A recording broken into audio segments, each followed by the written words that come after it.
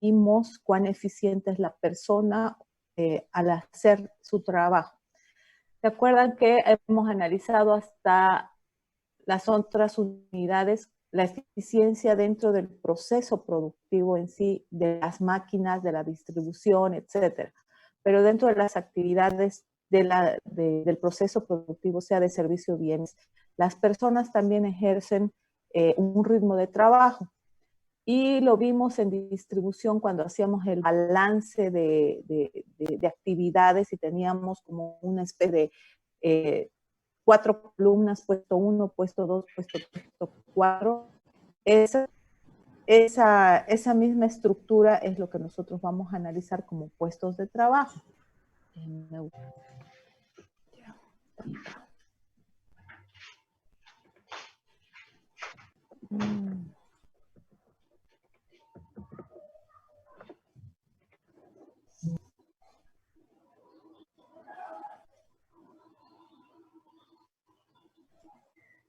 Ya. ¿Se acuerdan que teníamos esta lámina en la otra unidad, en el tema de distribución de plantas? Habíamos dicho que cada puesto de trabajo tenía una carga de trabajo dentro de las actividades y esto había que balancearlo porque si no se volvía un cuello de botella. Entonces, imaginémonos que estos puestos de trabajo son realizados, o estas actividades dentro de este puesto de trabajo realizada por personas. Entonces, cada una de las personas maneja su propio ritmo. Muchas veces les pasa eso con ustedes.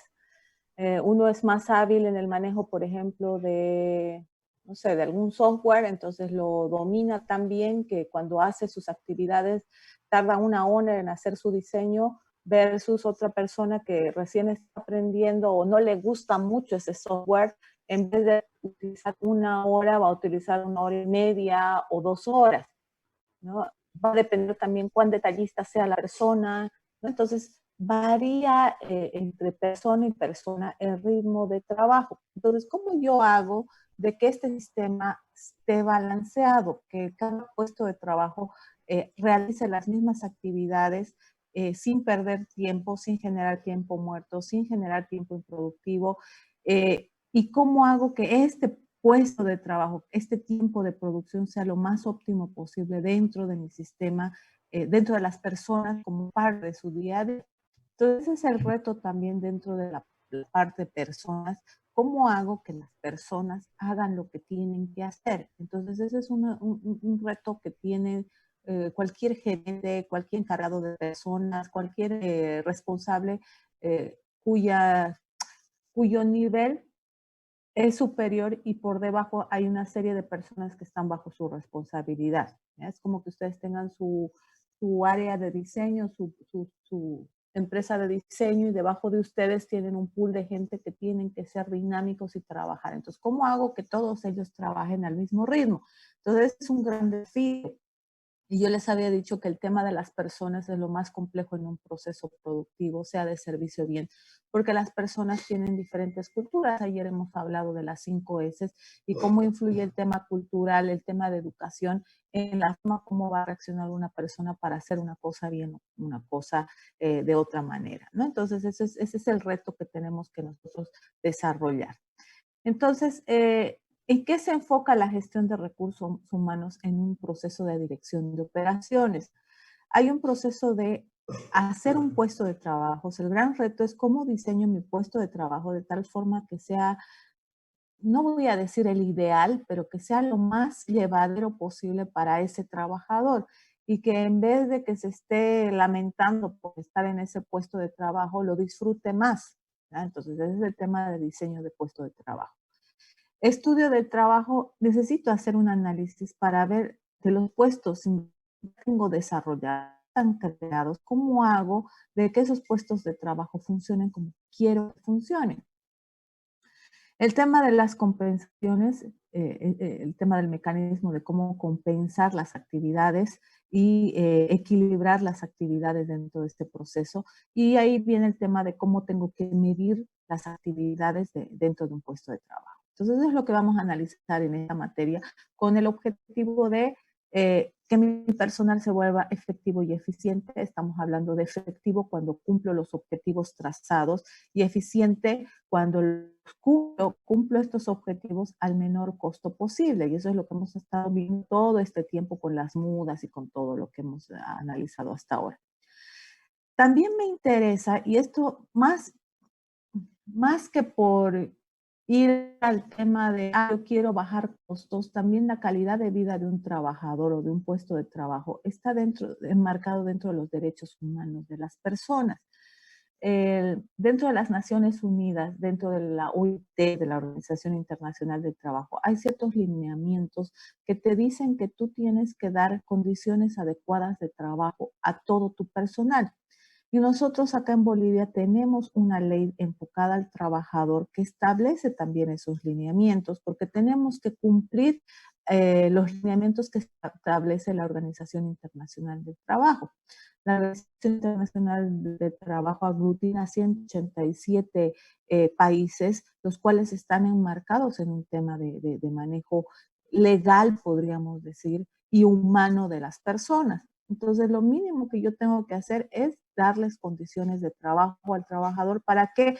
Para que si hacen una evaluación de puestos de trabajo o de la empresa que es más en el lugar donde mejor se trabaja o la empresa donde más disfruto trabajar, salga dentro de esos rangos de gusto de trabajar en esa empresa. Por ejemplo, a nivel mundial, una de las que siempre estaba saliendo como primer lugar donde ir a trabajar era Google, por las condiciones que presentaba a los trabajadores. Acá en Bolivia también hacen rankings de la empresa donde todo el mundo quisiera trabajar. Entonces, esa es la calidad de clima laboral que tiene la empresa, porque si uno quiere trabajar en esta empresa, aparte de que puede ser por ser prestigiosa, es por la calidad de vida humana que hay dentro de este sistema de trabajo. Ahora, muchos me dicen, o hay un criterio que se maneja mucho en una empresa, hay veces de que tú no puedes ser amigo de todos, ¿no? Pero sí llevarte de forma cordial dentro de tu puesto de trabajo, y eso es lo que crea un clima laboral, de que no sea un amiguísimo íntimo de mis compañeros de trabajo, pero sí que realice un trabajo en equipo adecuado, ¿no? Entonces, ese es un concepto que tenemos que tener claro. Y la calidad de vida de trabajo va con el tema del compromiso y confianza entre los directivos y los trabajadores. ¿Qué quiere decir eso? La comunicación que haya entre la cabeza y la parte de abajo. Si no hay buena comunicación, el sistema no va a funcionar, porque yo como jefe, si por ejemplo en esta circunstancia que estamos viviendo en el coronavirus, todos estamos bajo cierta incertidumbre, pero yo como dueño de la empresa tengo que tratar de que mi gente tenga la confianza de que todo va a mejorar, ¿no? O hablar con tanta sinceridad y decirles, no, estoy en una situación tan crítica que no voy a poder sustentar a mi personal, ¿no? Entonces creo que la forma clara y simple con la que se hable y confianza a su trabajador hace que uno valore también la calidad humana de las personas como líderes dentro del sistema empresarial. Entonces, eso es lo que busca justamente el desarrollar puestos de trabajo con cierta armonía y funcionalidad adecuada dentro del sistema productivo. Entonces, el diseño de trabajo que vamos a ver, bueno, vamos a hablar del concepto, vamos a ver ciertas consideraciones que me importa que ustedes sepan cómo se desarrollan los puestos de trabajo y algunos factores a considerar. Es importante que ustedes sepan que un diseño del puesto de trabajo es aquella actividad que tiene como objetivo la especificación de las actividades de trabajo para un individuo o un grupo de las organizaciones. Eso quiere decir, es el documento donde queda claro qué actividades va a realizar esa persona. ¿Ustedes han llevado en alguna materia la elaboración de manuales de funciones, procedimientos? Am,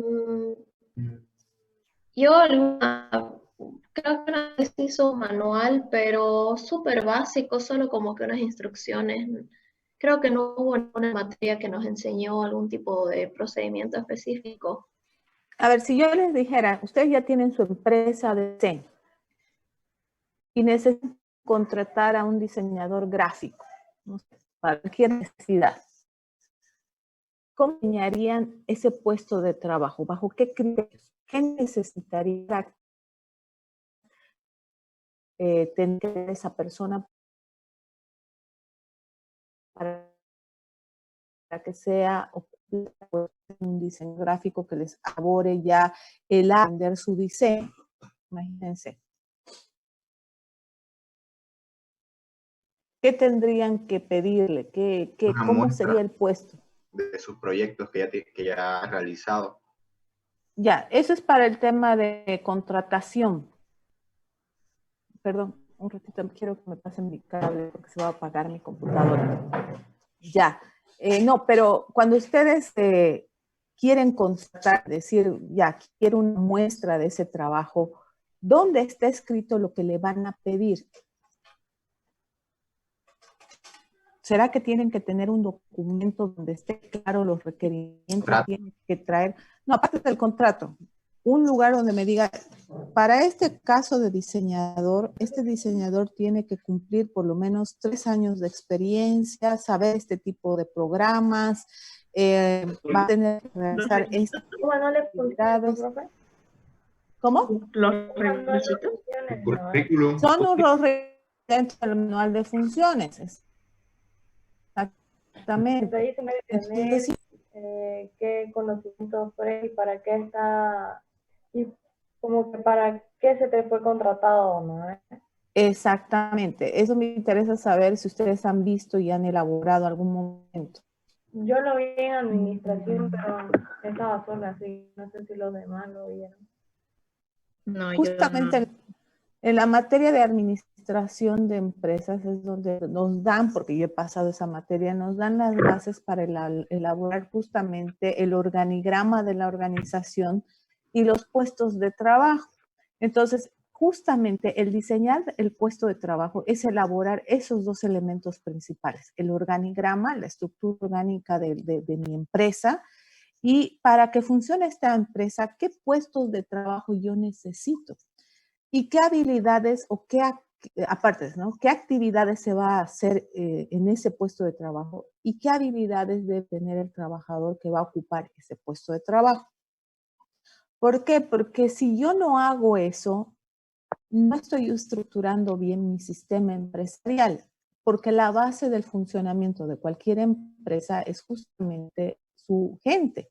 Entonces, tenemos que diseñar un puesto de trabajo. Entonces, partimos de la estructura organizacional, sea vertical, sea horizontal, sea la que sea matriz, por proyecto, en su caso, la primera parte de la estructura podría ser la tradicional y de ahí por proyectos. Entonces, va a depender, ¿no?, el tipo y características de cada empresa, pero eso lo tienen que tener bien claro.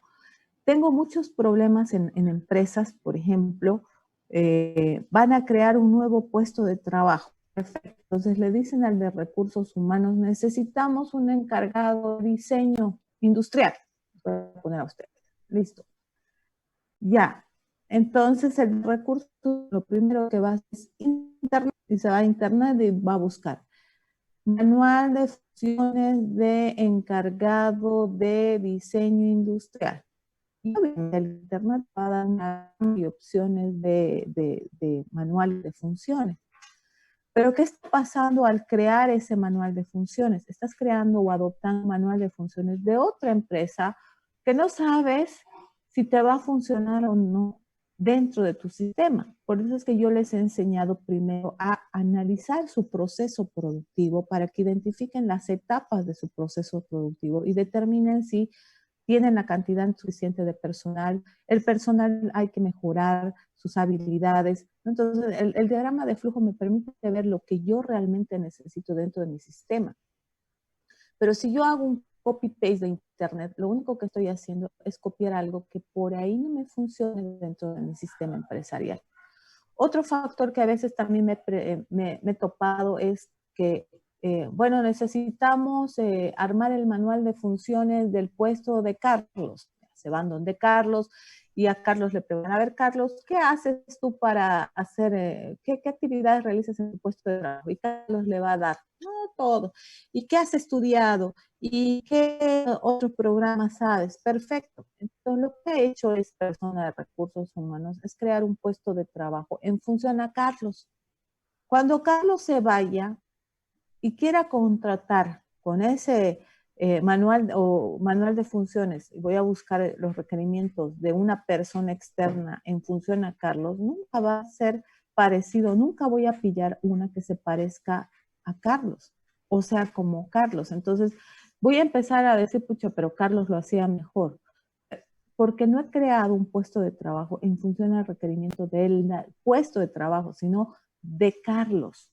Entonces, estas dos cosas no se hacen cuando uno diseña puestos de trabajo. Hay que considerar lo que necesito como proceso productivo, conociendo las actividades dentro de mi proceso productivo, ¿verdad?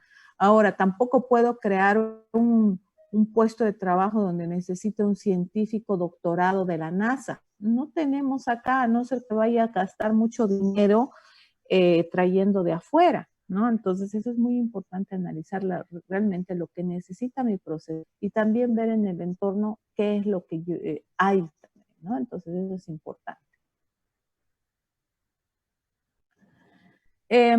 Hay varias consideraciones en función al comportamiento humano, porque habíamos dicho y habíamos hablado de que las personas son diferentes, depende de la cultura, depende de los valores, etcétera. Entonces, hay personas que son muy cómodas con el puesto de trabajo que están, no quieren superarse, ahí están felices. Y hay personas que son ávidas de querer progresar en la vida porque tienen otras metas, otros deseos. Entonces, para yo motivar y usar por sus habilidades, o por lo menos un poquito más, o aprovechar un poquito más como persona dentro de la actividad laboral, hay varias formas como yo puedo manejar este tema. En primer lugar, hablemos de la especialización del puesto de trabajo. Es aquella división del trabajo, la división del trabajo en tareas únicas y que un trabajador solo se ocupa de una o pocas de estas tareas. O sea, el trabajador solamente tapa el colino y lo pone a la mesa. Y esa es su función. Todo el día está tapando y poniendo a la mesa. Tapa y pone, ¿no? O a la cinta transportadora. Entonces, dentro de las actividades que se han analizado dentro del puesto de trabajo, esa es la función que necesitamos y lo necesitamos a él perfecto y funciona bien. Pero porque lo desmotive, puede ser que eso funcione bien, entonces yo tengo que analizar qué puedo hacer para que ese puesto de trabajo me rinda. Entonces ahí el trabajador se ha vuelto un especialista en esa actividad. Para algunos casos es muy bueno tener especialistas, pero para otros en esas actividades tan operativas, quizás yo pongo una máquina y a la larga esa persona, chao, ¿no? Eso es lo que, por ejemplo, ha pasado, si no han visto la película de Charlie Chocolate, ¿la han visto? Sí, profe. Claro que sí. Y justo pasa ese caso. ¿Qué pasa con el papá de Charlie? Lo despiden. Lo despiden y él se encargaba, creo, de hacer tapas, de tapar el colino y pusieron una máquina y optimizaron el proceso y una persona, chao. Entonces, ¿por qué? Porque no avanzó más, se quedó en esa especialización y punto. ¿Cuál es una de las ventajas de ser especialista en una actividad? Me da mayor capacidad de realizar mi actividad, soy un especialista, puedo hacer más rápido, ¿no? Y como me he vuelto tan especialista, lo hago más rápido y hago de que disminuyan los tiempos de trabajo y bajen los costos de producción. Entonces, pucha, fabuloso. Además que por un especialista de una actividad tan simple no necesito pagarle mucho. Entonces pasa eso. ¿Qué efectos adversos trae en los trabajadores? Hay veces que es difícil de controlar la calidad. ¿Por qué? Porque al volverte tan especialista ya te crees que sabes de la actividad. Dices, uy, yo esto lo hago siempre, me lo sé de memoria, yo no creo que voy a fallar nunca. Y cuando uno va a capacitarle sobre algo, ay, ¿para qué me va a venir a capacitar si yo sé hacer esta actividad? Entonces entra un proceso de exceso de confianza. Y cuando uno entra a un exceso de confianza, donde se cree que sabe mucho, empiezan las fallas. Es como cuando aprendemos a manejar, al principio somos sumamente cuidadosos porque queremos que nos preste mi papá o mi mamá, y como me ha dicho que no lo tengo que chocar y yo recién he aprendido a manejar, pues cuido los detalles y súper cuidadoso en el proceso de manejar, hasta para el tema del cambio de caja, que no suene en la caja, ¿no? Pero cuando ya domino el proceso, me doy pues el lujo hasta de acelerar, ¿no? No hay problema, puedo cruzarme, ¿no? Cuando ya crucé a uno y lo rebasé, ya me siento en capacidad de hacerlo para todos. Entonces ya he llegado a un proceso de tener confianza en mis habilidades de manejo. Pero cuando superamos esa confianza y nos creemos los todopoderosos, ahí vienen los accidentes, los choques, los golpes, etc. Entonces, eso es lo que pasa también en los procesos productivos. El exceso de confianza, de pensar de que yo domino algo y no esforzarme por mejorar o ser cuidadoso en lo que hago, hace que empiecen los errores y las fallas. Entonces, ahí surge la pregunta de, ¿cuál es el grado de especialización que yo debo tener? Eso va a depender del tipo de empresa. Cada empresa es un mundo y cada empresa va a determinar qué grado de especialización necesita en cada puesto de trabajo. Y obviamente van a venir con características propias de cada empleado. Por eso es que es muy interesante incluir, aparte de saber sus capacidades, de conocimientos, estudios, etcétera, saber qué habilidades extra sabe la persona. Toca guitarra, no sé, dibuja bien, ¿no? Entonces esas habilidades a mí me sirven para aprovechar a esa persona en otras cosas. Por ejemplo, voy a hacer el evento de fin de año de la empresa y sé que fulanito toca muy bien la guitarra, entonces pues lo invito a tocar para que amenice la fiesta, ¿no? Entonces, eso me ayuda, el conocer muy bien a mi personal, me ayuda a aprovechar muy bien sus habilidades. Y ahí se acuerdan de las mudas cuando hablábamos de talento sin acción, la muda en la cual al no conocer a nuestro personal estamos perdiendo la oportunidad de aprovechar sus habilidades, justamente cae en esto, talento sin acción. Esto es la muda.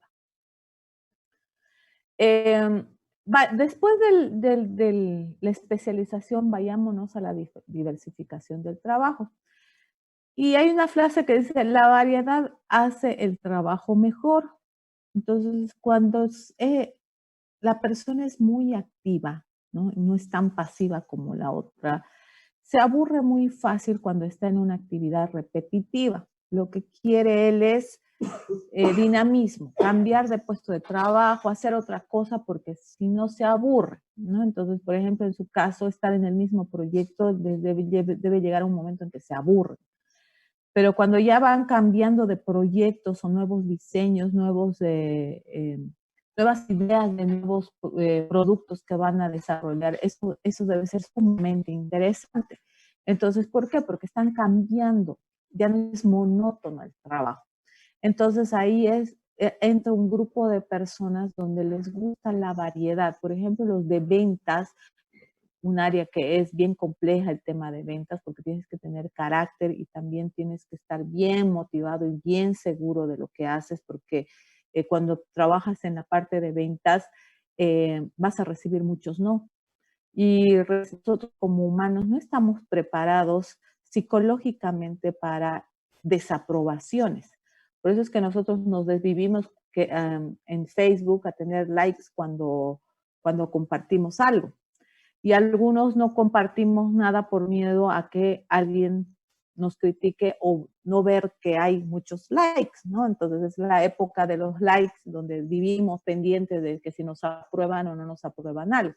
Entonces, como las personas no estamos como que programadas para los no, entonces el encargado de ventas o el que hace las ventas tiene que tener una buena personalidad y tiene una capacidad de aceptar los nos que vengan, porque dice la estadística de que de 100 clientes que he ofrecido algo, uno me va a comprar, de 10, perdón, uno me va a comprar, los demás me van a decir no.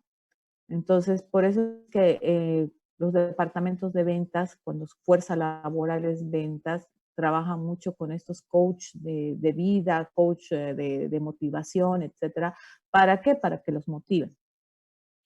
Entonces, el de ventas tiene la habilidad o la facilidad de conocer mucha gente. Entonces, al conocer mucha gente, se vuelve variado e interesante su trabajo porque conoce muchas personas. Entonces, a muchas personas les gusta ese puesto de trabajo. Yo he tenido que aprender el tema de ventas. Yo he estudiado ingeniería industrial porque decía, voy a estar en un proceso productivo y ahí no voy a tener que preocuparme de ir a ofrecer nada.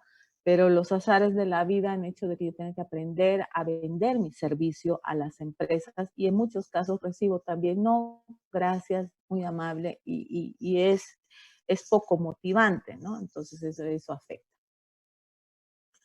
Entonces, acá la diversificación del puesto de trabajo, hay una aplicación del puesto de trabajo donde yo puedo añadirle tareas a mi trabajador en función a el esfuerzo que realiza. Si su actividad es muy monótona y veo que el trabajador se está aburriendo, yo lo que puedo hacer es añadirle otras actividades sencillas sin que eso implique que él después me pida aumento de trabajo, pero que haga más variada y ya no tan monótona su actividad.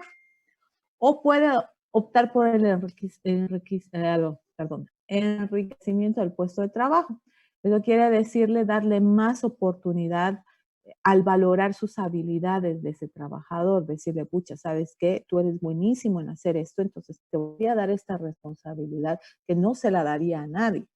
Entonces, wow, porque soy bueno, le he tocado en su fibra del ego, porque soy bueno y yo tengo una responsabilidad o una habilidad extra o una actividad extra donde yo me voy a distinguir o destacar entre los otros por ser bueno. Entonces, eso es, ¿no? Entonces, ahí en el enriquecimiento, qué palabrinha, está el planificar, organizar y supervisar su propio trabajo, ¿no? Entonces, eso es. Entonces, para ejemplificar lo que les he dicho, acá tenemos una pequeña especie de gráfica donde tenemos el trabajo actual del trabajador, que él se ocupa solamente de insertar 6 resistencias soldadas manualmente. Imagínense que es una distribución por producto. Si nos acordamos cuál es la distribución por producto, vamos a decir que es un tipo ensambladora, un proceso productivo tipo ensambladora, y lo que hace este trabajador es simplemente inserta y suelda, todo el día, todo el día. Entonces el pobre llega un momento en que está súper desmotivado porque su trabajo no le enriquece, no le da nada. Entonces, ¿qué puedo hacer? Lo que decíamos, trabajo ampliado. Entonces le digo, aparte de tu trabajo de insertar resistencias, yo necesito que tú me adhieras las etiquetas para marcar el circuito. No le representa mucho porque es solo poner la etiqueta y punto. Y también me gustaría que me marques los circuitos y lo prepares para la siguiente operación. Perfecto, está en su mismo puesto de trabajo y lo único que va a hacer es, aparte de soldar, va a poner la etiqueta y va a marcar el circuito y lo pasa al otro puesto de trabajo. Entonces, ya no va a ser solamente soldar las resistencias. Tiene 2 actividades más, ya no se va a aburrir, ya está enriquecido el puesto de trabajo, pero eso no implica de que él me vaya a pedir después aumento porque tiene la gran responsabilidad de ponerle etiquetas o ponerlo, prepararlo, marcar el circuito. Entonces, estoy ampliándole el trabajo de forma sutil, pero el objetivo es que no se aburra.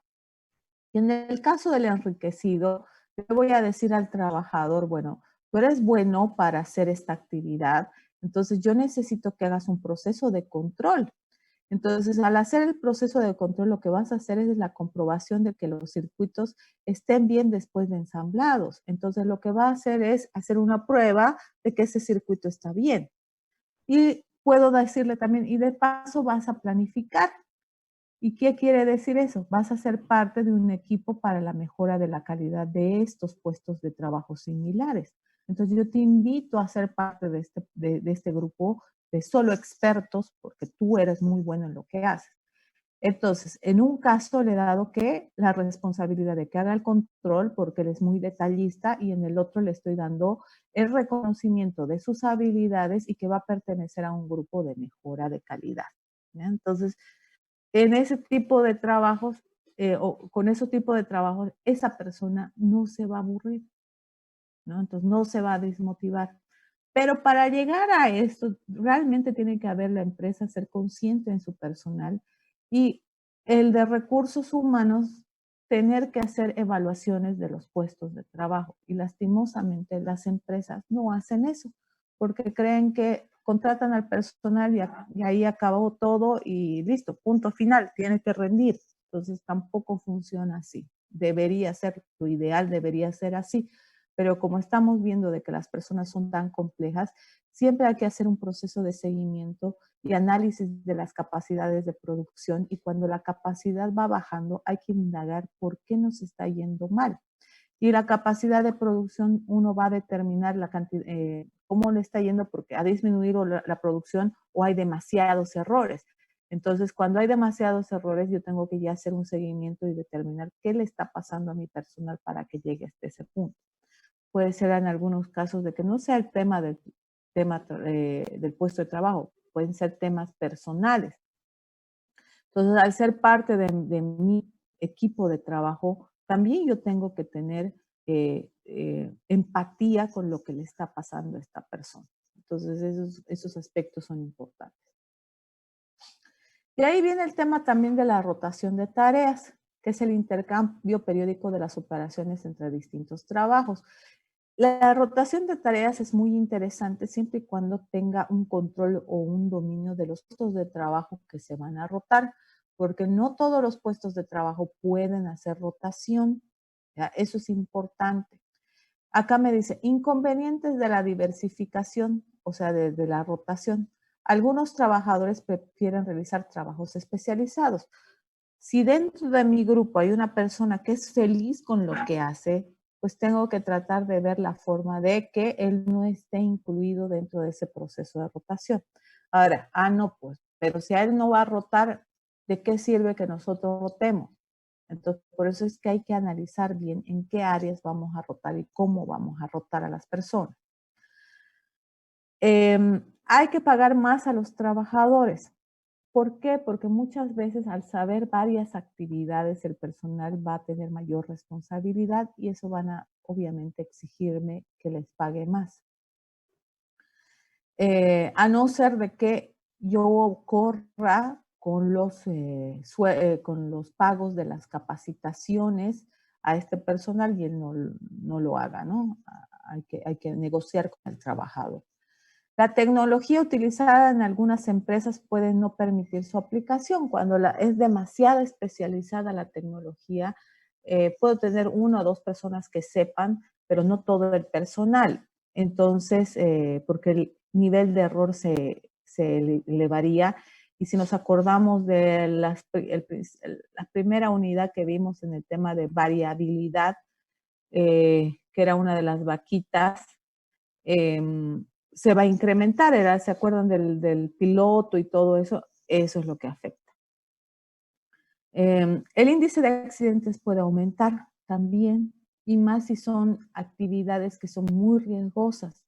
Yo prefiero tener especialistas en ciertas actividades que ir rotando las tareas o cambiando personal, porque ya ha pasado en muchos casos accidentes laborales hasta con muerte por nada más de este tipo de rotación de tareas. Entonces, por eso hay que hacer un análisis. A veces a la ligera uno dice, pero rotemos, se están aburriendo los trabajadores, los rotemos.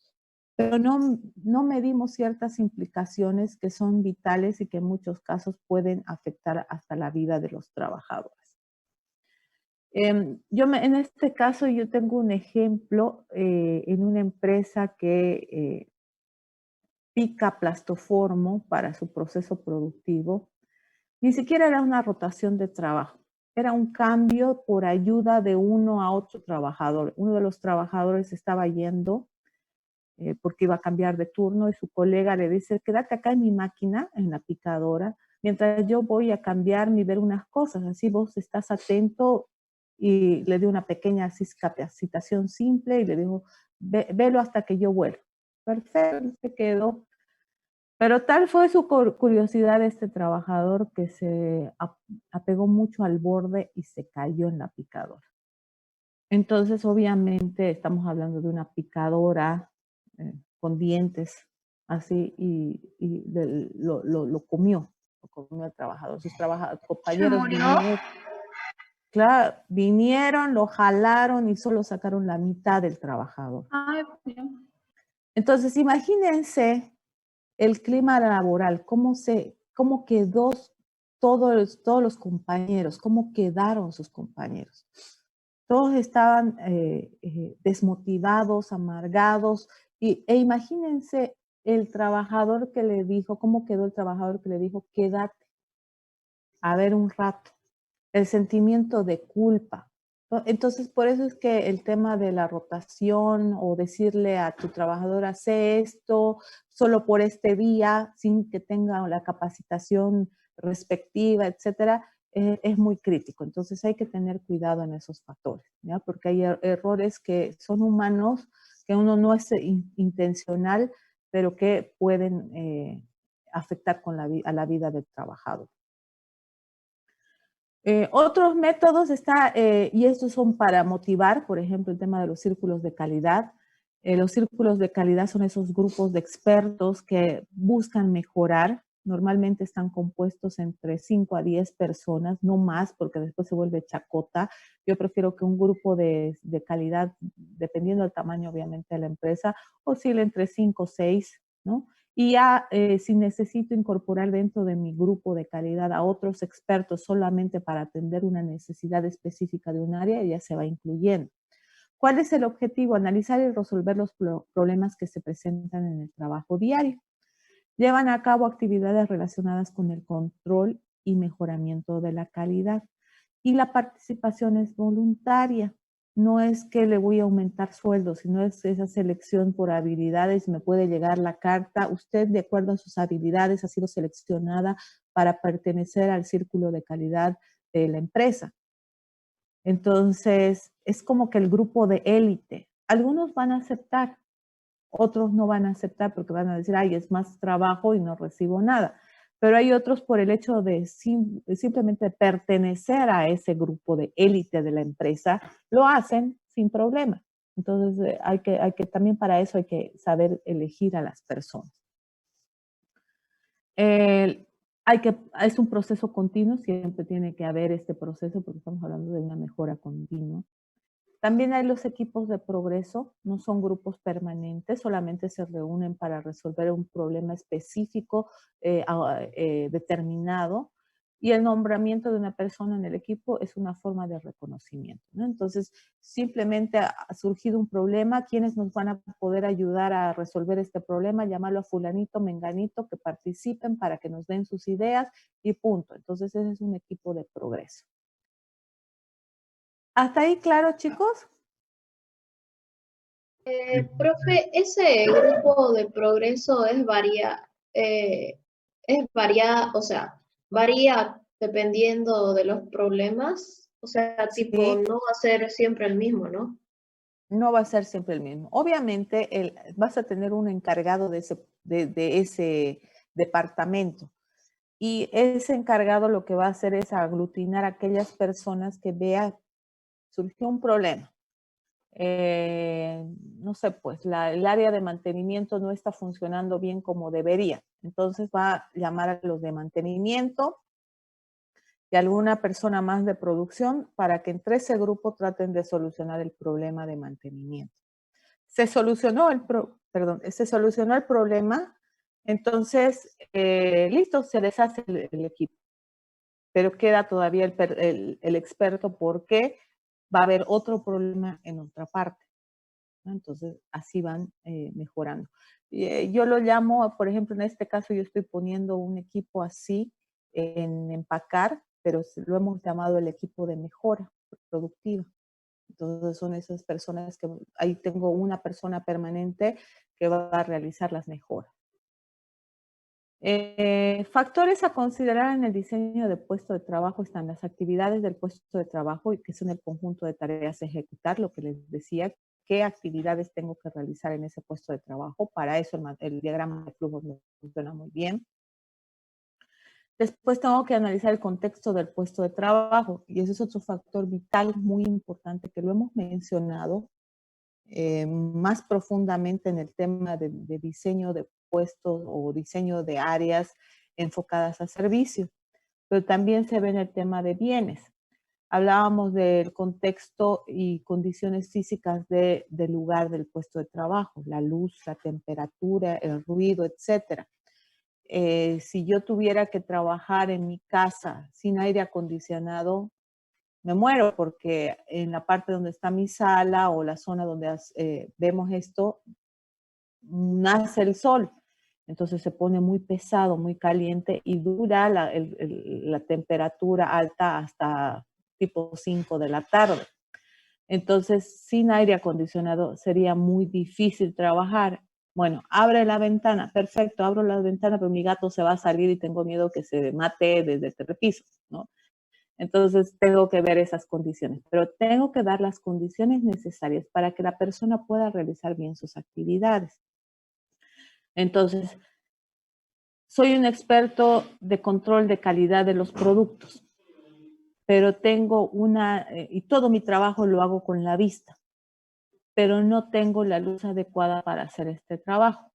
Los niveles de luz son bajísimos. Entonces, lo que estoy haciendo es exponerlo a mi trabajador a un esfuerzo físico visual que a la larga le va a repercutir en su salud visual y que me puede demandar, si está bien asesorado, como enfermedad laboral.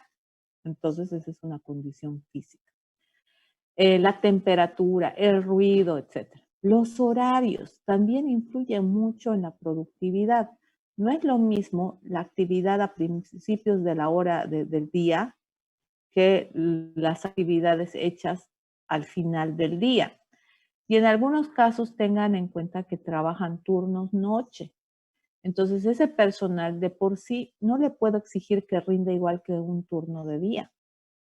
Es diferente las condiciones. Entonces, normalmente el turno de noche trabaja un poquito menos, no en cantidad de horas, sino que la productividad baja. ¿Por qué? Porque es más pesado ese horario. ¿Ya? Entonces, y ahí entra la pregunta. ¿Le puedo dejar consumir coca para que se mantenga activo? No. Ahí, esa es la respuesta, no.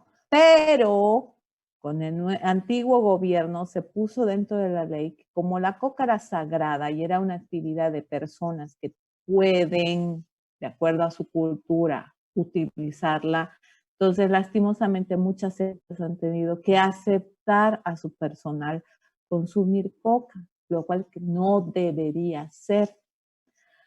Donde por lo menos se ha mantenido ese aspecto como cero son en las industrias de alimentos, porque yo no puedo permitir que en una empresa de alimentos esté el trabajador con su bolo de coca. Ustedes saben que salidea, de por sí uno salidea. Peor cuando ve alimentos. Entonces es fatal. Entonces hay que cuidar esos factores, ¿ya? Entonces es vital el tema de no consumir esas sustancias o productos en una empresa de trabajo. Para mí, yo la sacaría, sea de alimentos o cualquiera, no deberían consumir, ¿ya? Pero me he topado con empresas que el sindicato es muy complicado y eso exigen ellos por lo menos para el turno de noche. Y lo más chistoso es que me ha tocado ver personas que están con sus protectores, sus barbijos, para ocultar su bol, ¿no? Entonces, están cumpliendo el tema de seguridad, pero ahí es su engaño al patrón para no mostrar que están con su bolo de coca. Bueno, después vienen las relaciones interpersonales, ese clima laboral que decíamos, ¿no? ¿Cómo me llevo yo con mi compañero de trabajo? Yo ya les he dicho de que en el tema del de las relaciones interpersonales, no necesariamente tengo que ser el súper amigo de mi compañero de trabajo, sino mantener una relación cordial, ¿no? ¿Por qué? Porque puede ser que en algún momento vamos a tener diferencias que algunas personas se lo toman muy personal y afectan la relación. Entonces, eso es decisión de cada quien, ¿ya? Entonces, en tema de relaciones interpersonales hay que cuidar muy bien y hay que saber qué límites poner, porque vamos a tener también en relaciones interpersonales cosas como temas de acoso. El tema de acoso es indistinto, no es solamente para mujeres, sino que también es para hombres. El tema de relaciones interpersonales también está la discriminación, ¿no? Entonces es muy importante que no haya discriminación en el tema laboral, ¿no? Ni por tema de género, ni por preferencias sexuales, ni nada, ¿ya? Eh, Me ha tocado en algunas empresas que no aceptan mujeres y la dueña es mujer, ¿no? ¿Y por qué no mujeres? Porque yo le decía, su proceso productivo necesita un control de calidad más estricto de alguien más detallista. Si pudiéramos poner una mujer sería fabuloso porque las mujeres son un poquito más detallistas, además que sus manos son más chiquititas, más delicadas, entonces pueden llegar a partes muy delicadas. Era una empresa de Discriminación. madera. No, no es por discriminación, sino es por las manos, ¿no? Es Si la el chico, verdad. Discriminación. Hay chicos como con manos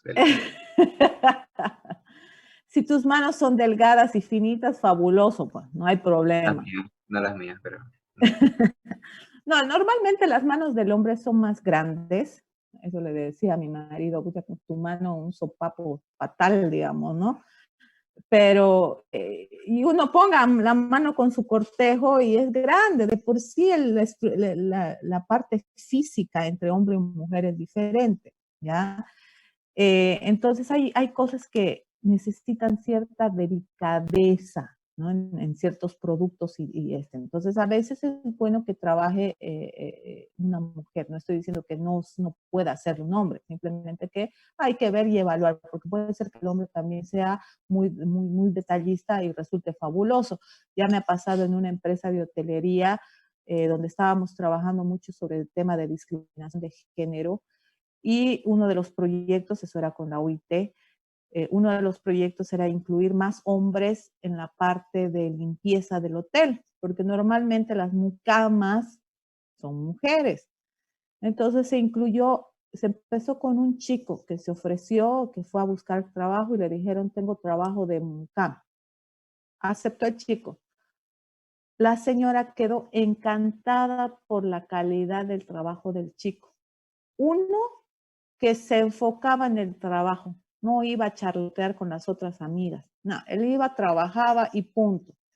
Y lo que se le decía hacía, impecable las camas, todo. Entonces, encantado, y desde ese momento trató de nivelar y equilibrar la cantidad de mujeres y hombres en sus puestos de trabajo de mucamas, pero no todos les gusta hacer ese trabajo, ¿no? Entonces, es un tema que se debe considerar también. Es como cuando le digo a mi hija, si el chico quiere ser secretario, imagínense qué le van a decir. ¿Qué le dirían? Yo quiero estudiar para secretario. gay. Gay. Ahí está mal. O sea, Usted yo no tiene, no, no. pero los otros Tema dirían eso. discriminador. Eso es un tema de discriminación. ¿Por qué no va a poder ser secretario? ¿Por qué no va a poder ser enfermero? Bailarina. ¿Perdón? Nada. ¿No? Entonces hay ciertas cosas que nos falta todavía mucho, se está trabajando en ese tema, pero son factores que tenemos que considerar, ¿no? Entonces, vuelvo a la charla de la empresa y hablábamos a la señora y le digo, ponga una mujer, interesante poner una mujer, y me dijo, no, mujeres en mi empresa no, porque cuando hay mujeres empiezan los problemas. Y le digo, ¿qué problemas? Las infidelidades. Qué bonito, o sea, por dentro decía, qué bonito, o sea, como que la infidelidad sea culpa de la mujer, si la cosa es de ambos lados. Para que haya una mujer infiel, tiene que haber un hombre infiel también, ¿no? Entonces, y después van a venir las mujeres a reclamarme de los señores y tengo mucho problema, así que no mujeres. Bueno, pues ni modo. No hay mujeres en esa empresa a pesar de que es una mujer la dueña. En otra empresa lo mismo pasó. Trabajaban mujeres en un puesto de trabajo y hubo ese tema de infidelidad. ¿A quién creen que votaron? A la mujer. Mujer. A la mujer. A la mujer la votaron, al hombre. Escuela.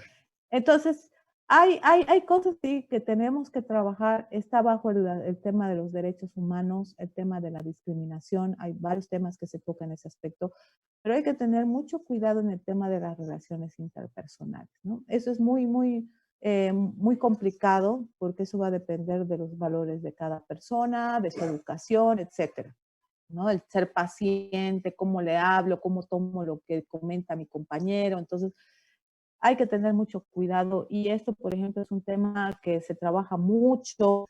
Hay especialistas en temas de relaciones interpersonales y que engloba género, discriminación, el tema de trabajo de esclavitud, trabajo forzoso, entonces cositas así. Entonces es un tema que abarca muchos aspectos que para especialistas en esas cosas. Pero lo que estamos buscando acá es que la empresa trate de manejar una relación cordial entre sus trabajadores y que cuando haya un momento de desacuerdo se trate de solucionar de la mejor manera, ¿no? Eso es importante. Vayamos al siguiente punto, que es la localización del área de trabajo. Eso es vital. ¿Dónde yo voy a ubicar el puesto de trabajo? Cuando me dicen, va a estar cerca del baño, fatal, a no ser que el baño sea muy limpio, sí, pero si es muy sucio, entonces hay que buscar otro lugar, ¿no? Entonces hemos hablado también, si era en el tema de distribución de planta, habíamos hablado de las cabinas de acabado. Genera mucha polución de pequeñas partículas que afectan a la vía respiratoria, entonces eso tenemos que tener en cuenta, ¿no? Es porque estamos hablando de las personas. Ubicación del puesto dentro del flujo del trabajo, también dentro de la línea del proceso productivo. Hay que cuidar el lugar del trabajo, si hay luz o hay mucho ruido, mucha vibración, ¿no? Lo que contempla las condiciones físicas. Y los materiales y herramientas y equipos. Por eso es que, por ejemplo, en el tema de almacenes, yo les he dado qué elementos de trabajo, de apoyo se deben tener, porque yo no puedo esforzarlo a mi trabajador a que realice ciertas actividades que van contra su salud. Entonces, es muy importante ese factor, ¿no? Entonces, materiales, de herramientas y equipos son fundamentales. Por ejemplo, no sé si les pasa a ustedes. Yo tengo mis muebles en mi escritorio, pero me vengo a la sala porque ahora mis hijas lo están utilizando el escritorio. Entonces, yo vengo a la sala.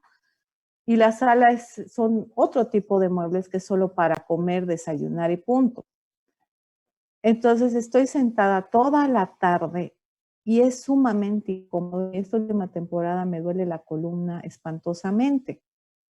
Entonces influye mucho el tema de mi herramienta o equipo de apoyo, que es mi silla, que tenga las condiciones para lo que debería ser. Por eso es que te venden sillas especialmente para oficinas. Esta no es para oficina. Entonces me pongo mis almohadones de mi living para por lo menos amortiguar un poquito el esfuerzo que hace el cuerpo con la dureza del mueble, ¿no? Entonces eso es importante. Espero que de ustedes sus sillones sean cómodos. Por ejemplo, otro factor importante es el tema de las posturas y ya vamos a llegar a eso. Forma de realizar el trabajo, las indicaciones sobre la manera correcta de realizar las actividades. Cuando uno contrata al personal, no voy a hablar sobre el tema de contrataciones ni nada, porque me imagino que deberían tener o ya podrían hacer una especialización ustedes en recursos humanos si les gusta este tema. Pero en el tema después de hacer la contratación del personal, hay un proceso de indicación sobre la manera correcta de realizar las actividades. Yo le echo la inducción y de ahí lo capacito. Pero se debe hacer una capacitación adecuada. Muchas veces entra el trabajador y le dicen, bueno, él es tu superior y te va a explicar cómo tienes que hacer el trabajo.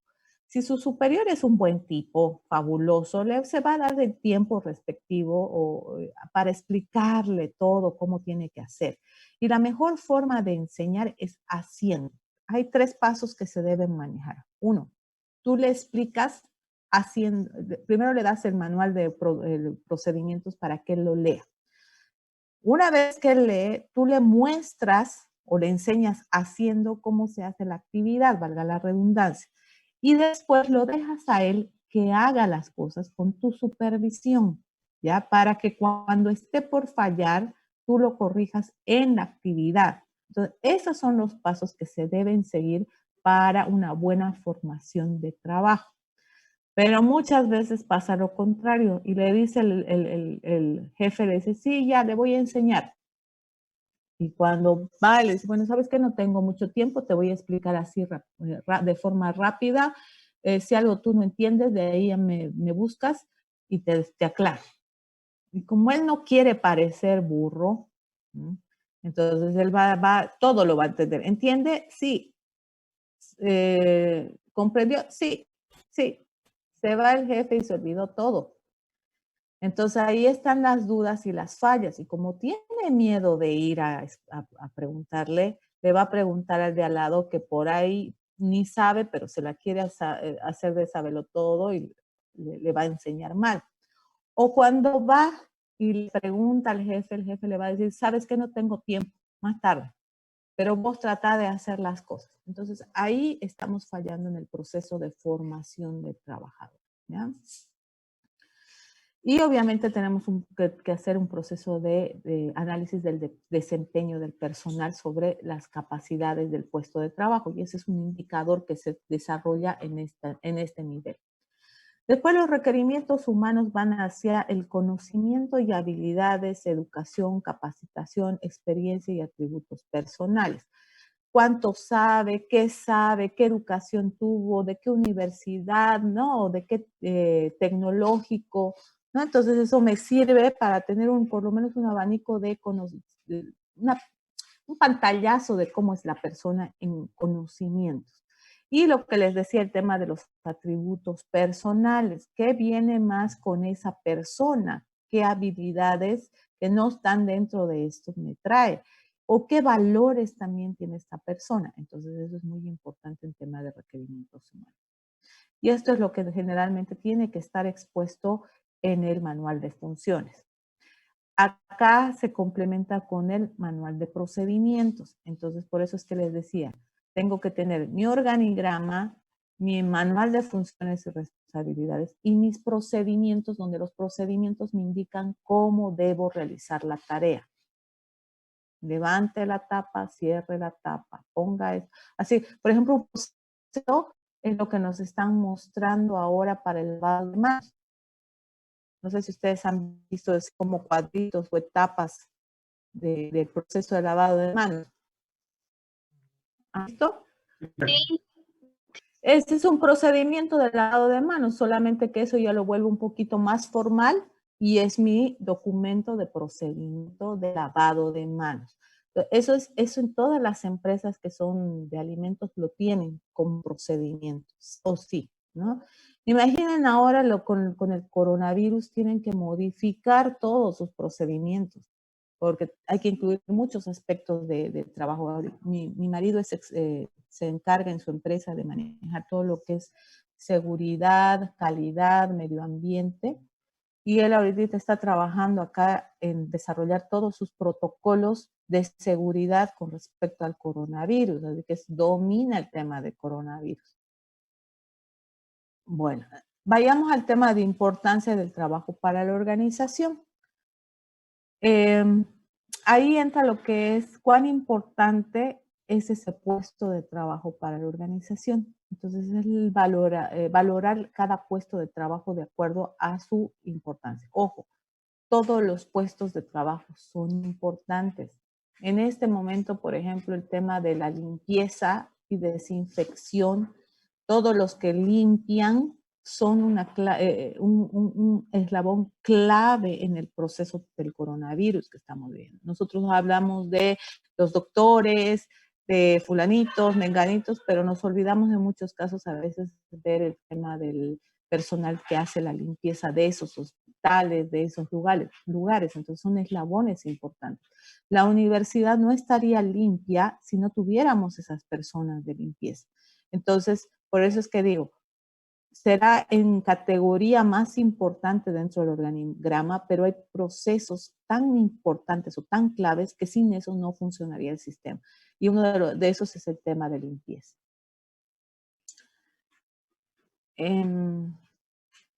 Tengo acá un ejemplo de descripción de un puesto de trabajo para que ustedes tengan más o menos una idea. Este es un operador de sierra circular. Ustedes en su laboratorio de madera tienen una sierra circular, la conocen, me imagino que la han utilizado. Y yo quiero buscar un operador de sierra circular. Ese cargo nomás lo vamos a ver.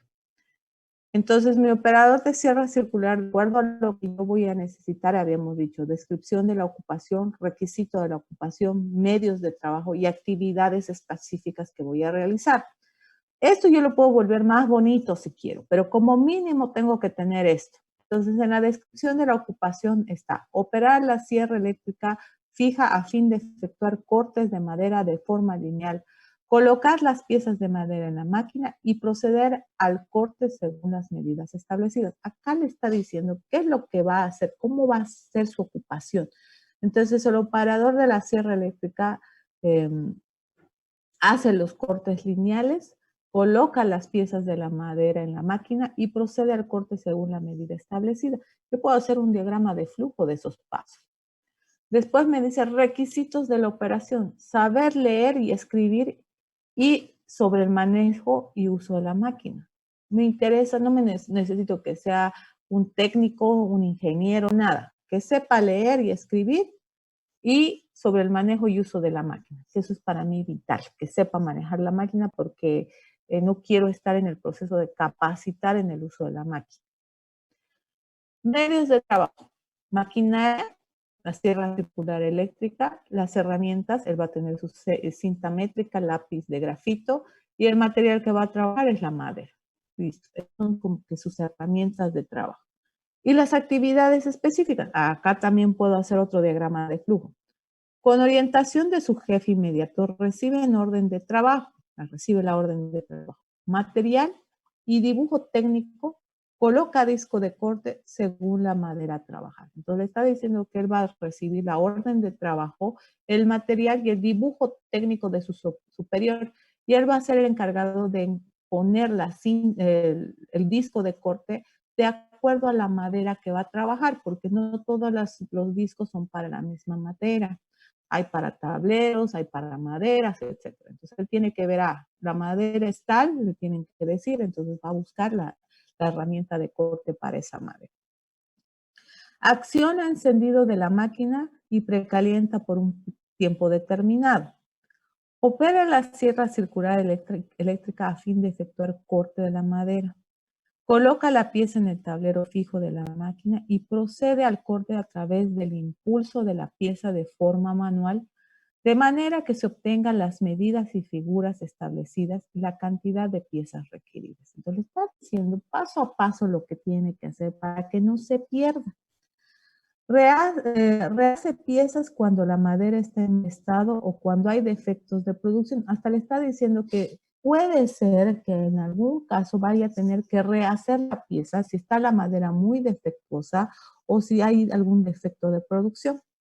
Apaga la máquina una vez finalizada la operación, entrega las piezas conforme a la orden de trabajo y cumple con todas las normas y medidas de higiene y seguridad laboral pertinentes en su puesto de trabajo, porque no todos los puestos de trabajo tienen los mismos riesgos, y eso hay que tener en cuenta, porque yo no lo puedo disfrazar a mi trabajador de astronauta si no va a hacer actividad en el espacio.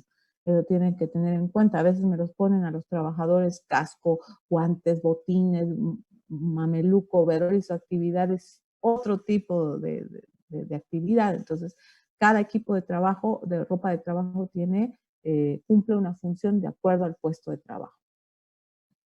Y puede realizar tareas afines a las anteriores orientadas por su jefe inmediato. Entonces, si ven, le explica lo que tiene que hacer y eso vendría a ser como el procedimiento de las actividades. Y es lo que les decía que cuando uno da capacitación, le entrega al trabajador para que lea y una vez que ha leído ya lo enseño a hacer la actividad. Ahora, acá hay un tema muy importante que dice, puede realizar tareas afines a las anteriores orientadas por su jefe inmediato. Normalmente esto se pone para garantizar de que después si yo aparece una actividad extra, no me vaya a decir, no está dentro de lo que dice acá, ¿no? Porque puedo decir tranquilamente. Entonces, este parrafito me da la libertad de poderle exigir algo adicional. Obviamente dentro de sus habilidades, porque no le voy a pedir si solo sabe leer y escribir, hágame un análisis estadístico, no, ni idea. Entonces eso es importante. ¿Estamos claros acá? ¿Hasta acá? Sí, profe.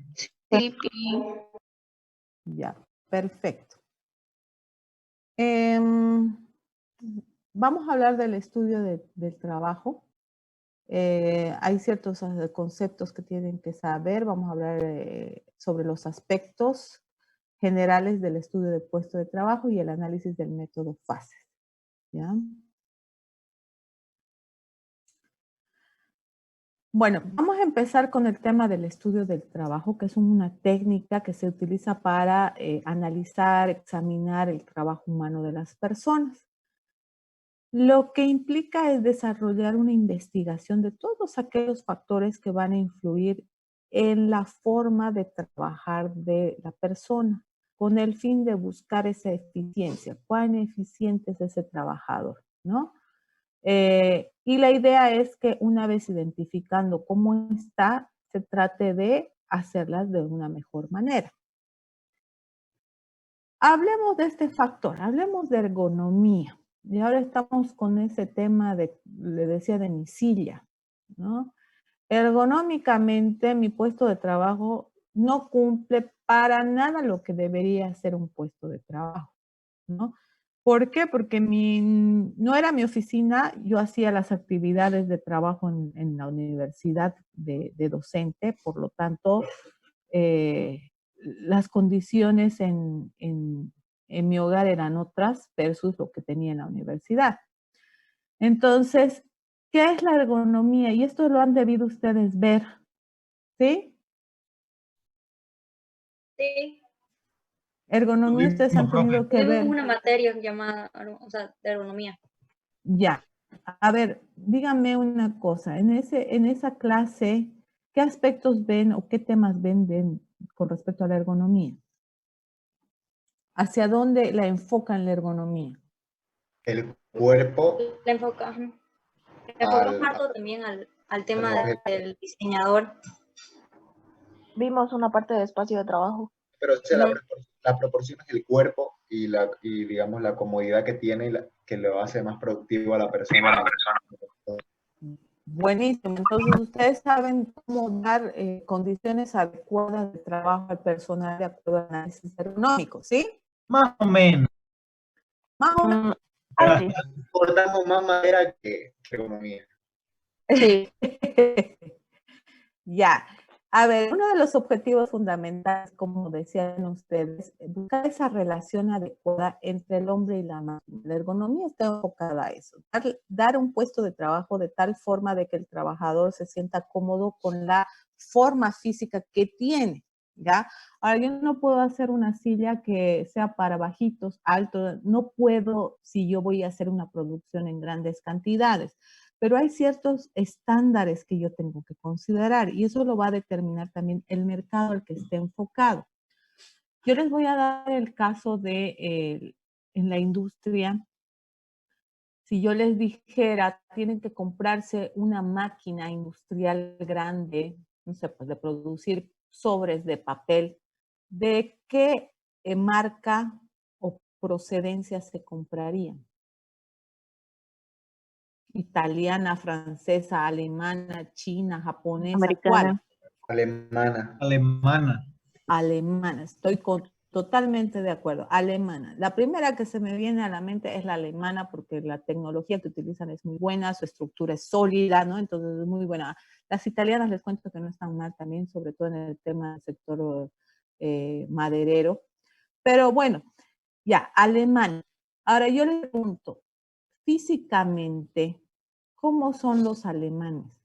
No me digan simpáticos, por favor, ¿ya? Altísimo, Serios. Altos. alto.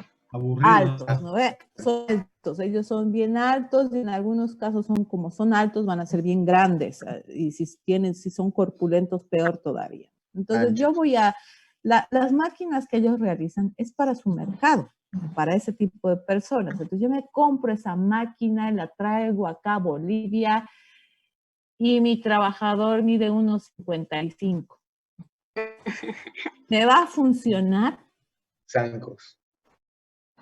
Con zancos. Le ponen Yo les voy a un decir, poco, pues. exactamente, eso es lo que hacen las empresas, le ponen su toquito. Ya ha pasado en una empresa papelera, la máquina muy bella, muy linda, pero con su toque el trabajador, porque es un experto en uso de esa máquina, lo han capacitado todo, pero no alcanza los controles.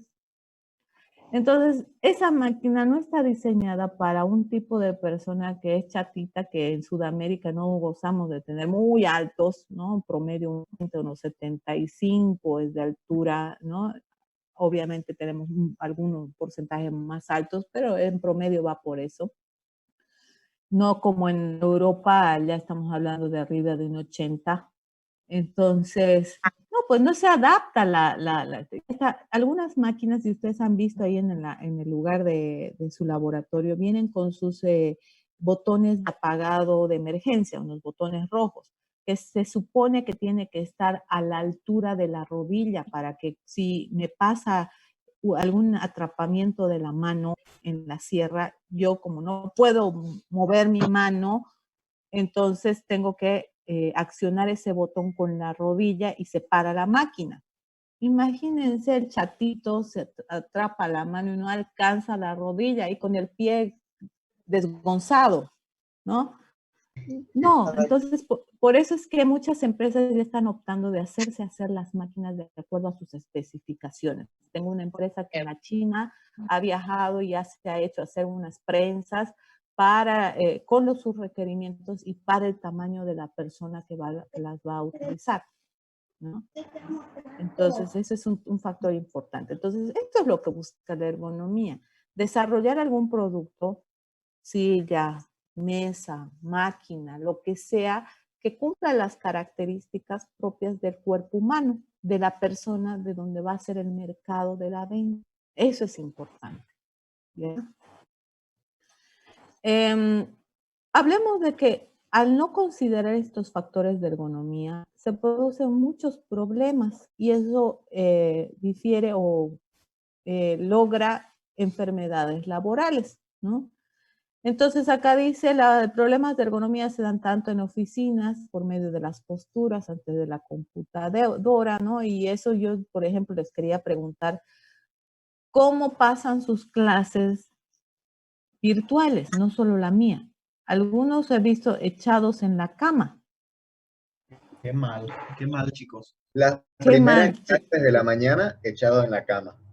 Pero de ahí Normalmente pasa así, si yo pudiera hacerlo, quizás lo hubiera hecho, digamos. Hay veces que me da flojera y está, digamos, no en clase, sino que quiero hacer algún trabajo y ahí es solo mandar tal cosa y te llevo la computadora a la cama porque estaba la serie interesante y no es la postura adecuada. El que me trata y me tiene a jaque, en eso es mi marido, ¿no? La cama es para descansar, andarte a la sala, ¿no? Entonces, y tiene razón, ¿no? Es ese tema porque al final la que le afecta soy yo, bueno, es a mí. Entonces, eso es lo importante del tema de la ergonomía también, la relación o la concientización que podemos hacer de que está mal de nuestra salud, ¿no? Entonces, yo les voy a dar un ejemplo del tema del uso de las laptops. ¿Cuál ha sido el objetivo de desarrollar máquinas laptop versus máquinas fijas. Que sean portátiles. Que sean Transportabilidad. portátiles. Que pueda llevarlas donde viaje y mi información vaya y vuelva, etcétera, ¿no? Y que sea de usos esporádicos. Ese era el objetivo. Pero de acá a un tiempo se han vuelto, ¿qué tipo de computadoras? Las principales. Fijas, principales, pero no están adaptadas para ese uso. Porque si se dan cuenta y se sientan bien, ustedes hacen el esfuerzo de mirar para abajo y deberíamos ver acá, como muestra el dibujito, en una dirección recta, ¿no? Y máximo, y ustedes han debido ver el tema de la vista, dónde tiene que enfocar y todo eso. Entonces, para que tenga mucho esfuerzo visual, tiene que tener hasta cierto grado de inclinamiento y nada más la persona. ¿Por qué? Porque cierto grado de inclinamiento lo voy a hacer solo con los ojos, no con la cabeza. En el momento que ya bajo la cabeza, ya está mal, ¿no? Porque ya estoy haciendo un esfuerzo en mi cuello. Y las laptops pasa eso. Entonces, para evitar eso, lo que han creado es esos soportes, no sé si han visto ustedes, una especie de soportes donde se pone la computadora y queda ya a una altura donde yo puedo ver bien. No sé si Sí. los han visto. Yo tengo. Perfecto, entonces Sí, funciona como bien. los triangulitos. Exactamente, pero ahí el gran problema es que después, ¿qué queda elevado? Las manos, o sea, los muñecos. El teclado. Entonces ahí estoy con las teclas ahí arriba y a la larga mis manos van a tener mucho esfuerzo y voy a tener problema de tendinitis o algo así. Entonces, ¿qué voy a tener que aumentarle? Un teclado adicional. Exactamente. Entonces, al ir aumentando más cosas, eso quiere decir que el equipo no era para ese objetivo. Por eso es que las máquinas fijas tienen su pedestal para su pantalla, para que quede una vista prudente, y tienen otros aditamentos, su teclado portátil y punto. Entonces, está hecha para esa actividad fija en el puesto de trabajo. Entonces, la comodidad de poder sacar y llevar la máquina portátil la ha vuelto una máquina fija, ¿no? Entonces, esos son los aspectos que ergonómicamente no están bien. Eso es que deberíamos diseñar ciertos elementos para lo que debe ser el puesto de trabajo que tiene que ser, o utilizar los que corresponden, ¿no? En este caso, esta cumple lo que debería ser, ¿no? Y hasta si ustedes ven, nos está diciendo cómo debería ser el apoyo de la espalda, cómo debería estar el tema de los puntos de descanso en los pies. Cuando yo estoy mucho tiempo sentada y no tengo esto, que eso es fabuloso, mis pies es como que se hinchan, porque tengo a veces clases como ayer, que es desde el temprano de la tarde hasta la noche. Entonces, estoy sentada clase tras clase. En cambio, cuando estoy parada ya es lo contrario, ¿no? Entonces, estoy mucho tiempo parada y me afecta eso. Por eso es que hay veces que un profesor se sienta en clases presenciales. Entonces, a eso va la relación de la ergonomía. Hay que comprender los problemas que me van a ayudar a mejorar mi humano. Entonces, si le doy buenas condiciones al trabajador en su puesto de trabajo con las herramientas de apoyo o los equipos de apoyo que son sillas, mesas, herramientas, maquinarias, etcétera, entonces estoy haciendo bien mi función. Y creo que una de sus habilidades principales de ustedes como diseñadores es ver eso. Pero para eso necesitan analizar el proceso también. ¿Qué necesito en este proceso productivo para darle la condición adecuada al trabajador? Entonces, por eso es que me he dado el tiempo de analizar, que ustedes aprendan a analizar el proceso productivo, conozcan de diseño de planta, y ahora que estamos entrando al tema de personas, entiendan por qué se va conectando todas estas P's para llegar al tema de dar condiciones adecuadas de trabajo. ¿Estamos claros, chicos, hasta ahí? Sí. Y profe, Ya. Vamos a dejar el tema hasta acá. Acá vamos a hablar del entorno de trabajo y de ahí vamos a empezar la siguiente clase el día jueves, ver el tema de tiempos y movimientos, que eso me interesa mucho, pero acá lo vamos a dejar. Ya saben, chicos, avancen en su trabajo. Les voy a dejar este tiempo para que ustedes hagan su trabajo. Si tienen dudas, ustedes pueden escribir al grupo para que así todos se enteren de las dudas. A veces uno piensa que, ay, es bien tonta mi pregunta y me da vergüenza poner en el grupo.